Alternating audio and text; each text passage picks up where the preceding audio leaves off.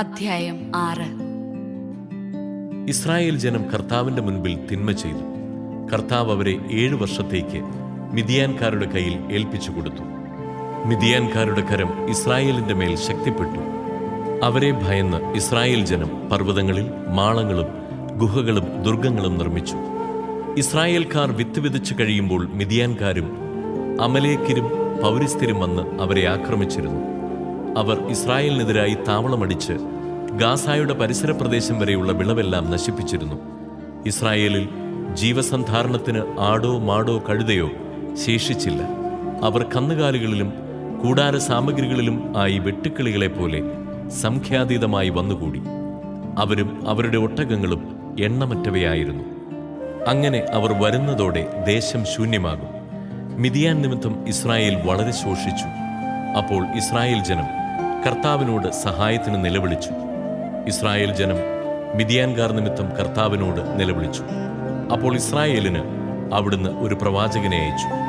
അവൻ അവരോട് പറഞ്ഞു, ഇസ്രായേലിന്റെ ദൈവമായ കർത്താവ് അരുളിച്ചെയ്യുന്നു, ഈജിപ്തിൽ നിന്ന്, ദാസ്യഭവനത്തിൽ നിന്ന് നിങ്ങളെ ഞാൻ ഇറക്കിക്കൊണ്ടുവന്നു.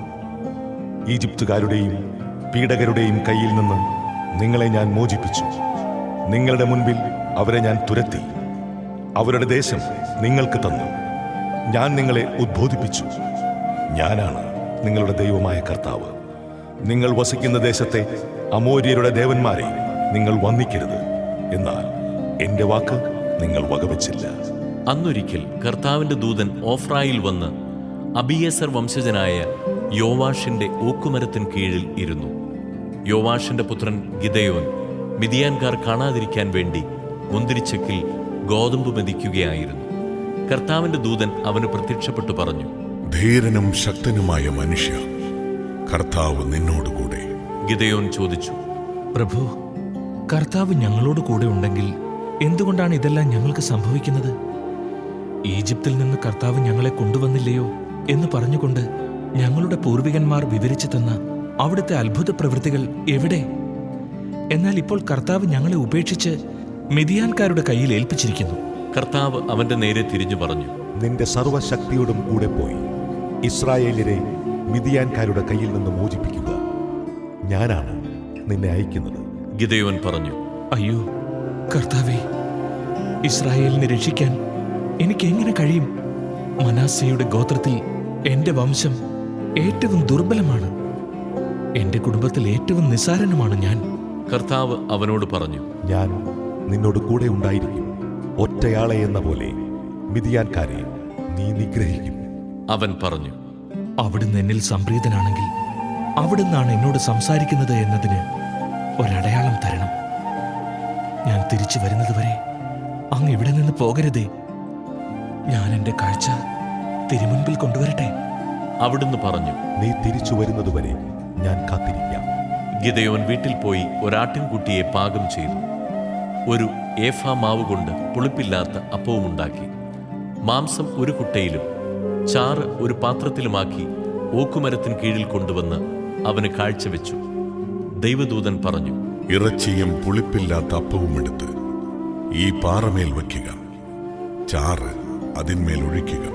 അവൻ അങ്ങനെ ചെയ്തു. അപ്പോൾ കർത്താവിന്റെ ദൂതൻ കയ്യിലിരുന്ന വടിയുടെ അഗ്രം കൊണ്ട് ഇറച്ചിയും പുളിപ്പില്ലാത്ത അപ്പവും തൊട്ടു. പാറയിൽ നിന്ന് തീ ഉയർന്ന് മാംസവും അപ്പവും ദഹിപ്പിച്ചു. ദൂതൻ അവന്റെ ദൃഷ്ടിയിൽ നിന്ന് മറഞ്ഞു. അത് കർത്താവിന്റെ ദൂതനായിരുന്നുവെന്ന് ഗിദെയോന് അപ്പോൾ മനസ്സിലായി. അവൻ പറഞ്ഞു, ദൈവമായ കർത്താവേ, ഇതാ ഞാൻ കർത്താവിന്റെ ദൂതനെ മുഖത്തോട് മുഖം കണ്ടിരിക്കുന്നു. കർത്താവ് പറഞ്ഞു, സമാധാനമായിരിക്കുക, ഭയപ്പെടേണ്ട, നീ മരിക്കുകയില്ല. ഗിദെയോൻ കർത്താവിന് ഒരു ബലിപീഠം പണിതു. അതിന് യാഹ്വേ ഷലോം എന്നു പേരിട്ടു. അബിയേസർ വംശജരുടെ ഓഫ്രായിൽ അത് ഇന്നുമുണ്ട്. ആ രാത്രി കർത്താവ് അവനോട് കൽപ്പിച്ചു, നിന്റെ പിതാവിന്റെ 7 വയസ്സുള്ള രണ്ടാമത്തെ കാളയെ കൊണ്ടുവരിക. അവനുണ്ടാക്കിയിട്ടുള്ള ബാലിന്റെ യാഗപീഠം ഇടിച്ചു നിരത്തുകയും അതിന്റെ സമീപത്തുള്ള അഷേരാ പ്രതിഷ്ഠ വെട്ടിവീഴ്ത്തുകയും ചെയ്യുക. ഈ ദുർഗത്തിന്റെ മുകളിൽ കല്ലുകൾ യഥാക്രമം അടുക്കി നിന്റെ ദൈവമായ കർത്താവിന് ഒരു ബലിപീഠം പണിയുക. വെട്ടിവീഴ്ത്തിയ അഷേരാ പ്രതിഷ്ഠയുടെ തടി കത്തിച്ച് ആ രണ്ടാമത്തെ കാളയെ ദഹനബലിയായി അർപ്പിക്കുക. ഗിദെയോൻ വേലക്കാരിൽ 10 പേരെയും കൂട്ടി പോയി കർത്താവ് പറഞ്ഞതുപോലെ ചെയ്തു. എന്നാൽ അവന്റെ കുടുംബക്കാരെയും പട്ടണവാസികളെയും ഭയന്ന് പകലല്ല രാത്രിയാണ് അത് ചെയ്തത്. അതിരാവിലെ പട്ടണവാസികൾ ഉണർന്നപ്പോൾ ബാലിന്റെ യാഗപീഠം തകർത്തിരിക്കുന്നതും അടുത്തുണ്ടായിരുന്ന അശേരാ പ്രതിഷ്ഠ നശിപ്പിച്ചിരിക്കുന്നതും പുതിയതായി പണിത ബലിപീഠത്തിന്മേൽ 2ാമത്തെ കാളയെ അർപ്പിച്ചിരിക്കുന്നതും കണ്ടു. ആരാണിത് ചെയ്തത്? അവർ പരസ്പരം ചോദിച്ചു. അന്വേഷണത്തിൽ യോവാഷിന്റെ പുത്രനായ ഗിദെയോനാണ് അത് ചെയ്തത് എന്ന് തെളിഞ്ഞു. അപ്പോൾ പട്ടണവാസികൾ യോവാഷിനോട് പറഞ്ഞു, നിന്റെ മകൻ ബാലിന്റെ യാഗപീഠം ഇടിച്ച് നശിപ്പിച്ചു. അടുത്തുള്ള അശേരയെ വെട്ടിവീഴ്ത്തി. അവനെ ഇവിടെ കൊണ്ടുവരിക, അവൻ മരിക്കണം. തനിക്കെതിരായി അണിനിരുന്നവരോട് യോവാഷ് ചോദിച്ചു, നിങ്ങൾ ബാലിനു വേണ്ടി പോരാടുന്നുവോ? അവനു വേണ്ടി നിൽക്കുന്നവരെല്ലാം പ്രഭാതത്തോടെ വധിക്കപ്പെടും. അവൻ ദൈവമാണെങ്കിൽ സ്വയം പോരാടട്ടെ. അവന്റെ യാഗപീഠമല്ലേ നശിപ്പിക്കപ്പെട്ടിരിക്കുന്നത്? അവൻ ബാലിന്റെ യാഗപീഠം ഇടിച്ചു കളഞ്ഞതിനാൽ ബാൽ തന്നെ അവനെതിരായി മത്സരിക്കട്ടെ എന്നർത്ഥമുള്ള ജെറുബ്ബാൽ എന്ന് അവന് പേര് ലഭിച്ചു.